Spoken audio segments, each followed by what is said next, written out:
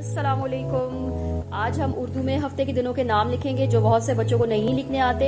तो हम स्टार्ट करते हैं। हफ्ता, हफ्ता के बाद क्या आता है? इतवार, अलिफ ते वाव अलिफ वार रे, इतवार, और इसके वाव को भर देंगे। हफ्ता, इतवार। इसके बाद क्या आता है? पीर, पे ये और रे, पे ये और रे, पीर। हफ्ता, इतवार, पीर, मंगल, मीम नून काफ लाम, मंगल।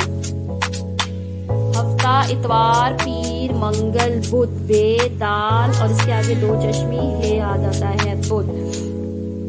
मंगल, बुध, जुमेरात, जीम मीम आइन रे अलिफ रा, जुमेरात। और लास्ट में क्या आ जाएगा? जुम्मा, जीम मीम आइन और ये है जुम्मा। तो रिपीट करें मेरे साथ। हफ्ता, इतवार, पीर, मंगल, बुध, जुमेरात, जुम्मा।